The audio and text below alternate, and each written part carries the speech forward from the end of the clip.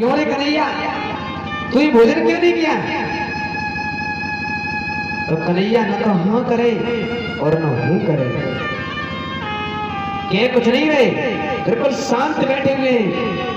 उद्धव ने भुजा को पकड़ लिया। कृष्ण क्या हुआ, तूने भोजन क्यों नहीं किया? और जैसे ही पूछा कि भोजन क्यों नहीं किया, तो कृष्ण रोने लगे। देखिए, सबको सांत्वना देने वाला रो रहा है। तो जैसे ही कृष्ण रोए तो उद्धव ने पूछा कि तुम रो क्यों रहे हो? मुझे लगता है कि आज देवकी ने तुमको कुछ पीड़ा दी है। मैया देवकी से जाके पूछूंगा कि तूने कहा लाला से कह दी। कृष्ण कहने लगे कि उद्धव, अगर मेरे दिल की बात पूछो तो मैं तुम्हें बता रहा।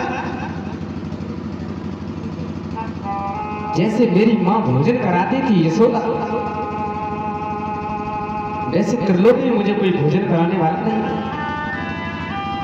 और आज मुझे अपनी मैया यशोदा की याद आ रही है।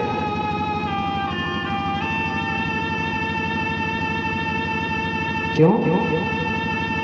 समय पर प्राणी भक्तों हर किसी को याद आती है।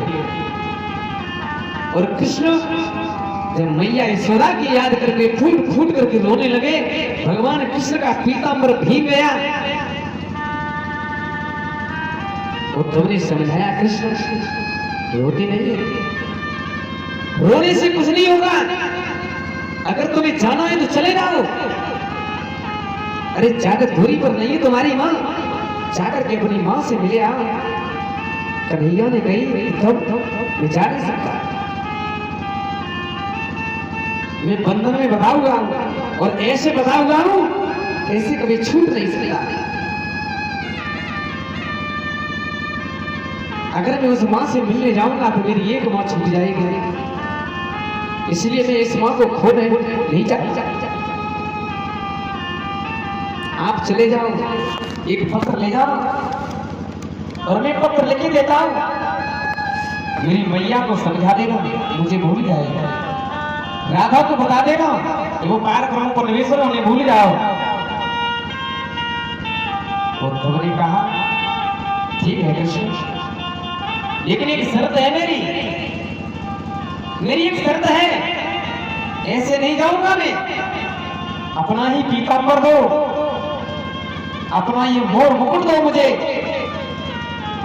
अपने वस्त्र दो, क्योंकि मुझे वृंदावन के लोग पहचान नहीं पाएंगे। और जब मैं तुम्हारा मुकुट और तुम्हारा पीतांबर ले जाऊंगा तो समझेंगे कृष्ण का सखा है।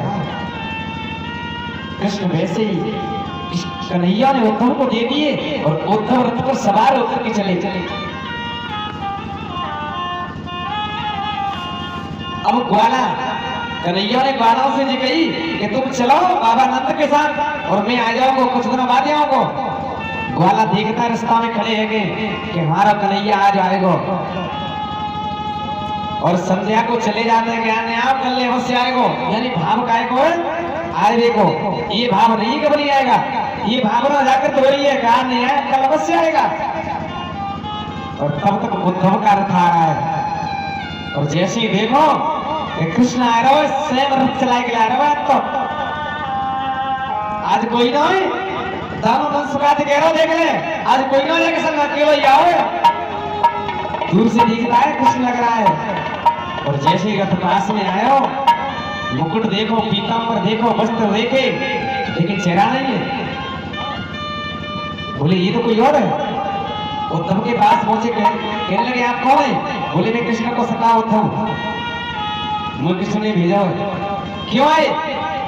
कि मुझे केवल ये बताओ कि मैया यशोदा का महल कहाँ है, मुझे यशोदा से मिलना है। और जैसे ही भक्तों सुना कि यशोदा का दरवाजा का महल कहाँ है, दामा बोलो सुन, जिस सामने से नाला आएगा देख सामने। बोले हाँ, जा नाले को जहां पे अंत है जाए, सोई समझ लिए कि यशोदा को महल है। आज उद्धव ने रथ को छोड़ दिया वहीं पर और पैदल पैदल उस नाले के समीप से चले गए। बढ़ती हुई जा रही है। और जहां नाले का अंत है वहां यशोदा का दरवाजा है, यानी गेट है। जैसे ही महल में प्रविष्ट हुए और उद्धव ने क्या देखा कि एक बूढ़ी मां पालने के पास में बैठी है। देखिए कहां बैठी है मां? पालने के पास में, और पालने में झोटा लगाती जाती है। और जैसे ये नजारा उद्धव ने देखा, अपने हृदय को उद्धव रोक नहीं सके, जाकर के मां के चरणों में गिर गए। मां, ये उद्धव किसने भेजो? ये यशोदा कहने लगी कृष्ण ने, और मेरा कन्हैया गाँव कहाँ है? मेरा श्याम तो पालने में सो रहा है उद्धव, दूर रहना, मेरा श्याम सो रहा है। और कहीं ऐसा ना उद्धव कृष्ण जग जाए, अगर कृष्ण जग गया ना तो बड़ा नटखट है। और जैसे ये शब्द सुने उद्धव की आंखों से आंसू चलने लगे। भारे कन्हैया, तेरे प्रति मां इतनी व्याकुल और तू मां को ऐसा तड़पते छोड़ गया। बाबा नंद आ गए। नंद ने उद्धव को समझाया कि उद्धव, मैया को सांत्वना दो। अगर तुमने कृष्ण के बारे में ज्यादा वार्तालाप किया ना तो मां वो वियोग बर्दाश्त नहीं कर पाएगी।